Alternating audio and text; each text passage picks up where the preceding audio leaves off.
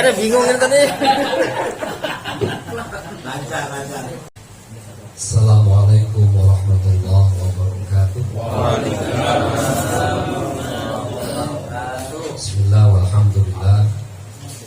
Alhamdulillahilladzi bi ni'matihi tatimmus shalihat.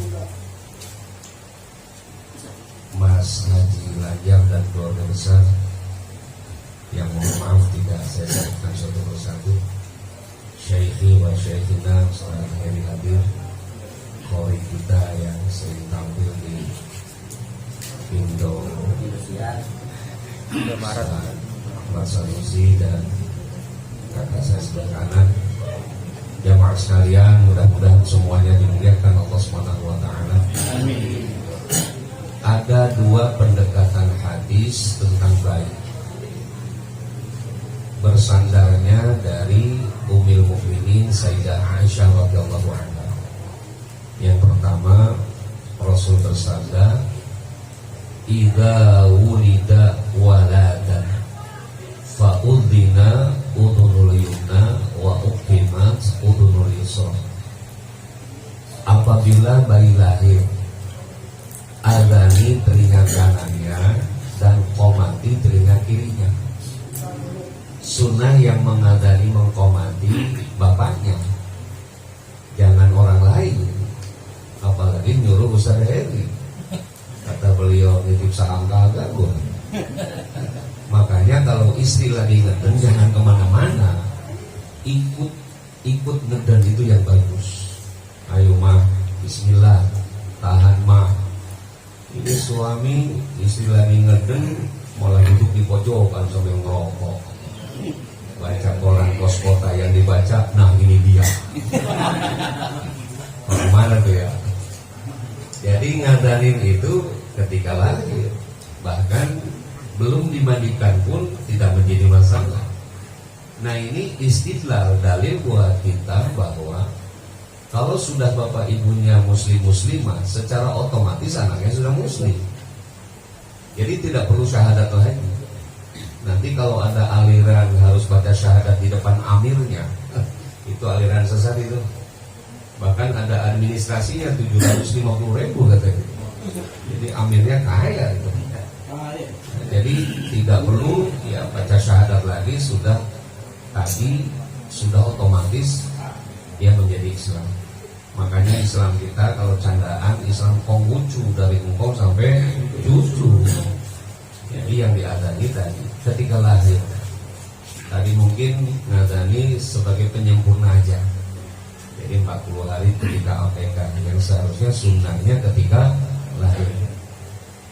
Hadis yang kedua, al-ghulamu murtahinun bi aqiqatihi tudbahu fi yaumis sabi' wa yukhlaqu ra'sahu wa yusamma. Ini sandarannya ke Aisyah semua. Rasulullah bersabda, bayi yang lahir itu statusnya murtahid, tergadai. Maka harus ditebus bagi orang mampu fi yaumin sabi, pada hari ke-7 tudbahu, motong hewan kambing. Jadi kambing yang dipotong, anak laki-laki 2 ekor, anak perempuan 1 ekor, bagi yang mampu. Sekali lagi bagi yang mampu. Kalau model keluarga masa di Najar ini, wah itu rasanya pasti. Bahkan itu minimal 2 ekor kambing. Kata Mas Haji Najar, karena ada yang bungsu kan, udah potong 14 lah, 14 ekor. Boleh nggak? Iya boleh.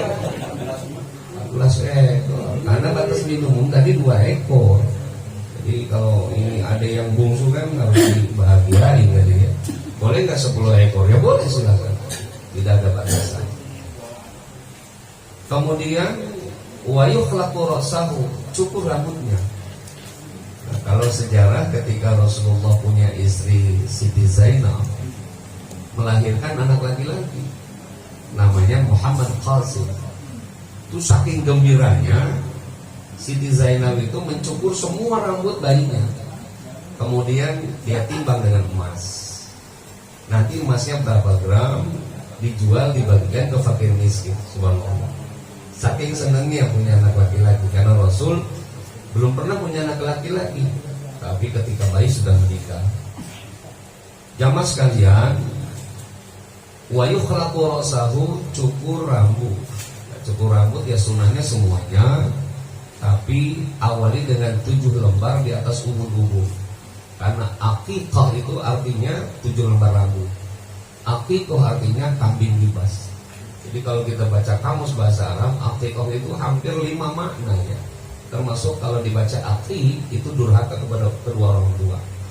Nah jadi aqiqah ini adalah cukur rambut.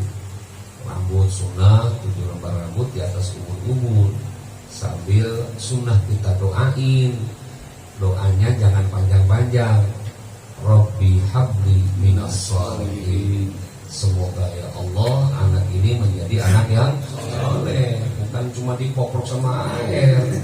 Lihat tadi dipokrok sama air.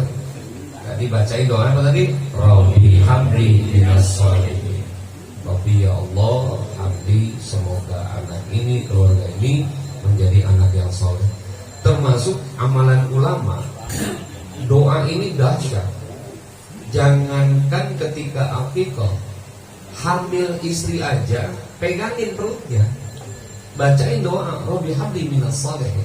Jadi ketika istri hamil, pegang pusernya, yang kanan pegang tasbih, yang kiri kita pegang perut istri itu.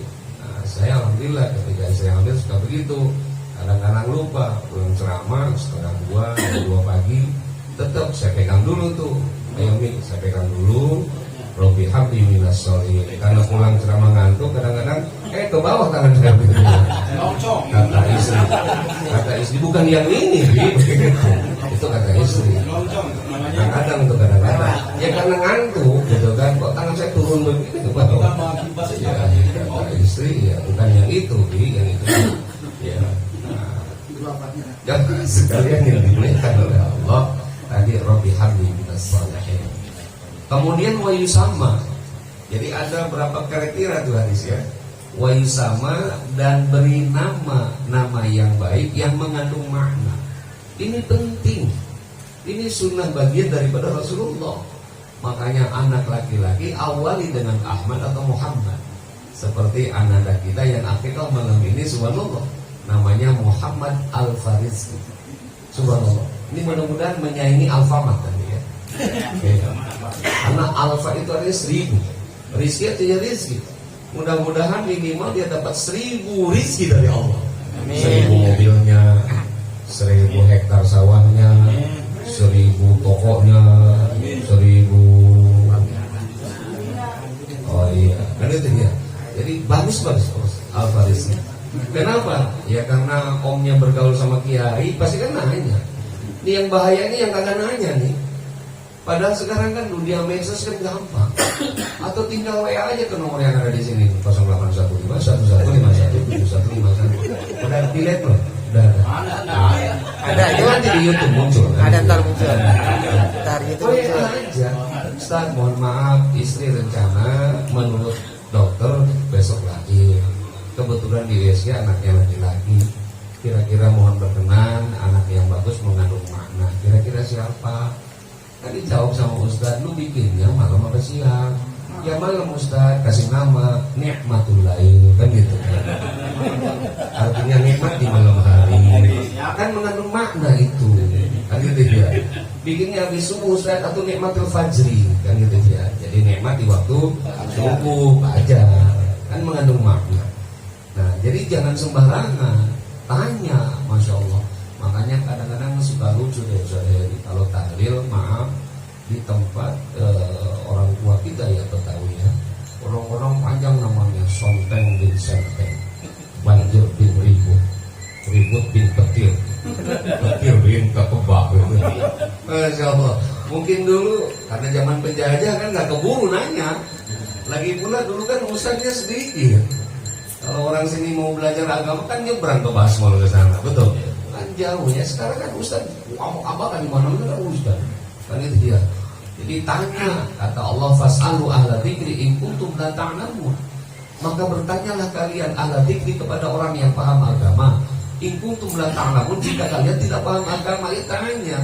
Sebab kita tadi disuruh amir Rasul alimu auladakum bi asmail hasanah. Beri nama anak kalian yang mengandung makna. Kalau perempuan, awali dengan Siti, laki-laki dengan Muhammad, dan tidak mengurangi kualitas kok. Mas orang Amerika aja pakai Muhammad, petinju dunia terkenal siapa namanya? Muhammad Ali. Betul? Dan tidak gengsi dia di tengah-tengah orang non-muslim pakai Muhammad dengan bangga, hebat, naik ring, hebat. Termasuk mantan pacar saya orang Malaysia namanya Siti Nurhaliza. Tidak mengurangi, tidak mengurangi kualitas kok penyanyi dunia, betul nggak? Waduh, asal jangan Siti Badriah kan gitu ya. Nah, jadi kadang-kadang kita orang Islam justru gengsi dengan nama Islam. Apalagi jauh dengan ya ngaji kagak. Lahir anak dinamai sembarangan. Sesuai dengan bulan Desember, Desi Ratnasari, April Apriliani, Agustinus, begitu ya. Masya Allah. Nanya dong sama Ustaz. Apalagi maaf, kadang-kadang orang sembarangan ngasih nama. Iya, kalau orang Betawi biasanya ngasih nama anak singkatan nama kedua orang tua. Iya, kalau lakinya namanya Faisal, istrinya namanya Nani. Begitu lahir anak perempuan dikasih nama Fani, kan bagus. Tapi kalau lakinya namanya Abbas, bininya Kokom, anaknya Wasko. Kan kurang enak didengarnya, kurang enak.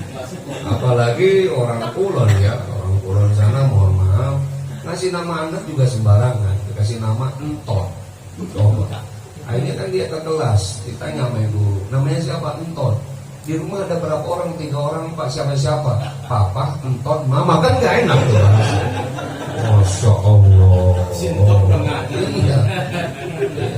Kembali lagi tadi, alimu auladakum bi asmail hasanah. Maka kita ada publikasi namanya Walimatul Tasmiyah atau Walimatul Aqidah. Maaf tahasub ini mau usahanya ya. Kalau kita cari hadis Walimatul Aqidah nggak ada. Ini kan ijma ulama. Betapa hebatnya guru kita, Syekh kita Al-Imam Syafi'i radhiyallahu anhu. Termasuk Walimatul Khitan. Cari coba hadisnya nggak ada. Walimatul Khitan. Yang ada hadis walimah itu hanya nikah. Walimatul nikah ada hadisnya. Kalau Walimatul Khitan, Walimatul Tasmiyah, Walimatul Aqiqah, Walimatul Hamad itu ijma, hanya fatwa ulama. Tapi kita ikutin terus, kenapa? Karena penting. Makanya ketika Walimatul Khitan dipublikasikan, anak kita sudah dikhitan. Tujuannya apa? Nanti masuk masjid, musola, oh itu kemarin yang dikhitan. Nggak jadi masalah, silakan ke depan. Sok di depan nggak jadi masalah, silakan. Yang penting orang tuanya bisa memelihara anaknya, jangan sampai mengganggu yang lain. Kan itu ya. Yang dosa itu kan anak yang mengganggu orang. Ketika orang ibadah mengganggu. Terus yang kedua tadi, kalau belum dikhitan, kembali kita bahas, laki-laki itu ada khulfah, kulit tambahan. Kalau dia kencing, orang tuanya tidak pandai memelihara, pasti ada kandungan najis. Pasti. Makanya kenapa Imam Syafi'i katakan Walimatul Khitan itu harus ada, harus dipublikasikan. Oh, berarti benar anak itu sudah dikhitan. Jadi nggak jadi masalah. Artinya iktibar. Makanya ada 4 yang sunnah diiktibarkan. Pertama, bayi lahir. Ini kita iktibar nih. Jadi Rizki Muhammad Al-Farizki iktibar bahwa dia sudah akikoh. Subhanallah. Kalau sudah akikoh, karena akikoh itu tanggung jawab orang tua. Kalau kurban pribadi. Makanya nanti hati-hati, kata Rasul, tudbahu fi yaumis sabi. Potongkan hewan kambing pada hari ke-7 bagi yang mampu. Bagi yang tidak mampu, sabar, nunggu sampai 40 hari. Boleh kata Imam Nawawi sampai akil balik. Setelah akil balik orang tuanya masih belum mampu membeli kambing, sudah tawakal kepada Allah. Selesai. Nanti kalau dia udah tua, udah remaja, udah dewasa, dia ingat sama orang tua, boleh gak saya beli kambing, usah saya potong sendiri? Silahkan. Berarti menggugurkan kewajiban orang tua. Sebab orang tua dulu itu ada punya 2 sebab. Yang pertama mungkin punya ilmu, yang kedua gak punya harta. Atau sebaliknya punya harta, gak punya ilmu, atau kagak gablek dua-duanya. Anaknya di Jakarta, punya konveksi segala macam gitu kan. Masya Allah, majlis taklimnya banyak, muridnya banyak, gitu kan. Udah gitu jadi ustaz masih bisnis juga gitu kan, sampai tokonya di lantai 2 mall gitu kan. Waduh, masih banyak ya. Bos. Iya, paham kan? Ya, paham. Ya apa tuh? Nah, boleh nggak Ustaz saya beli kambing? Kayaknya orang tua saya belum diakikah. Ini boleh sih. Potong kan? Kapan potong yang afdol? Hari Senin, habis doa dipotong. Yang disiangin di sate dia, terus malam Selasanya bawa ke masjid. Jadi kalau mau potong akikah afdolnya hari apa tadi? Senin. Gitu ya. Sabtu, malam ini bawa kemari.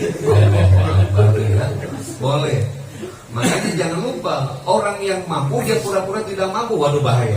Ana indallahu bi'abdihi, kata Allah, saya ini tergantung perasaan hambaku. Setelah aku kasih rezeki dia pura-pura miskin, akan aku miskinkan nanti di akhirat.